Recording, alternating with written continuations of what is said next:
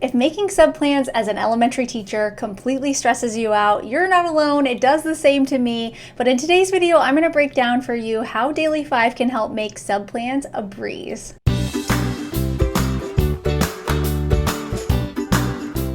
Hi, I'm Molly, and I'm a 5th grade teacher, but I've also taught kindergarten and 1st grade. And in my 11th year of teaching, I completely still don't love making sub plans. I don't love being gone, first of all, because the sub plans is the hardest part. And it's just not easy just being sick as a teacher. A lot of times we'll suck it up and come to school anyways, which isn't good for anyone, but it's because of our sub plans. And what I've learned over the years of using Daily 5 is that if you can have a streamlined system, at least with literacy, part of your day is completely taken care of. So I'm going to break down how to do this for you and even show you some examples from my own sub plans and how I use Daily 5 to make creating sub plans so much easier. On average, elementary teachers spend anywhere from 1 to 4 hours, I think is probably a good range of time, maybe even more, creating sub plans. I know every time I've been gone for multiple days, I think to myself, oh, it won't take me that long. I'll just spend an hour after school making these plans. And then it's like 1 hour turns into 2 hours, and then I might take it home.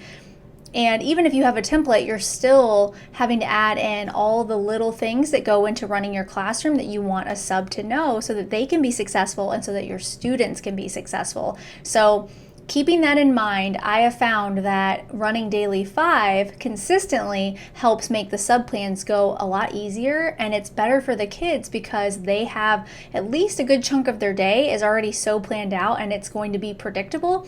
A lot of times when we have a sub, it's unpredictable for our kids and that can really throw them off. But Daily 5 will be super consistent and they will love that you included that during the time that you're gone. Elementary teachers have a wide variety of preps that we have to do because we're teaching all of the subjects. And even in 5th grade, it can seem daunting that even though the kids are independent, just because there's so many little things that go into what you do naturally in the classroom and the expectations that you have.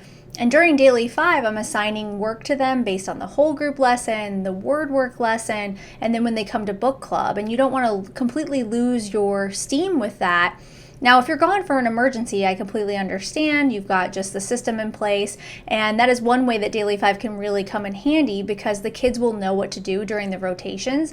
And you could even have the sub say, now I'm not assigning new work to them. Let them know that they can just read to self. They can pick a writing prompt. That's why those writing prompts that I've created come in so handy because they will be there regardless of you or not. You can just save it to your favorites and have the teacher helper pull it up.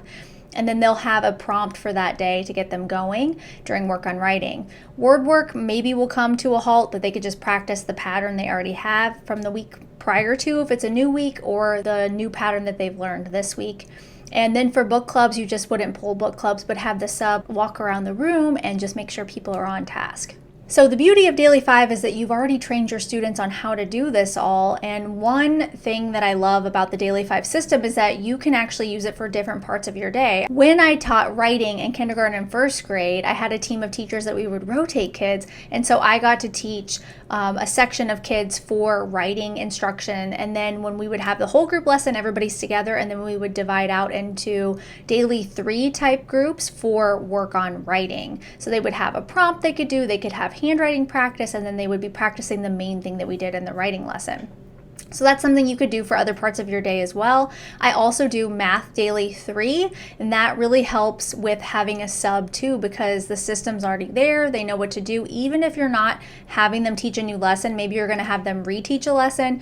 I know in 5th grade it's hard to have a sub because especially for math, it's a hard thing for somebody to just jump in and teach if they have never taught before or if they're not a retired teacher. If you can snag a retired teacher as your sub, those are the best.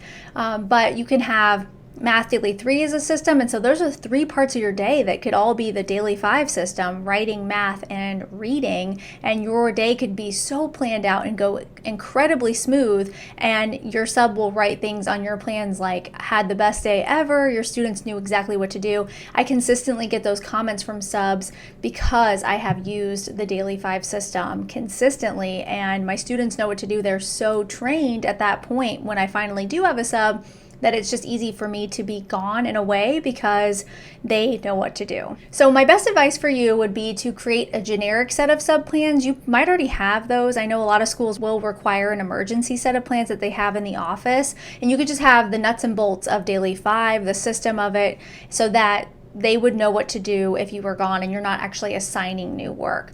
But last year, I went to London with my dad over spring break, so I was gone an additional 3 days, which I'm normally not gone a ton, but this was all planned. I had a retired teacher as the sub, so I wanted to share with you some of the things that I included in the sub plans.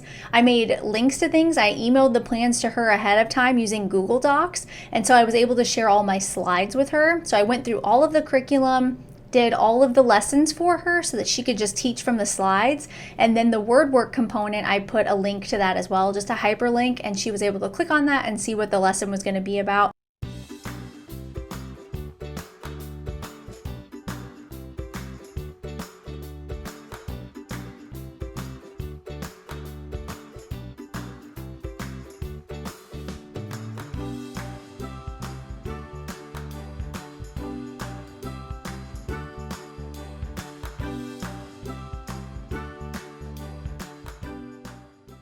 So my students knew that while I was gone, they would still have work they needed to get done, and I could check it when I get back because they turn in everything digitally to me, which is really helpful. It saves paper, and then I can give them quicker feedback. It comes right back to their iPad and they can see what they need to work on.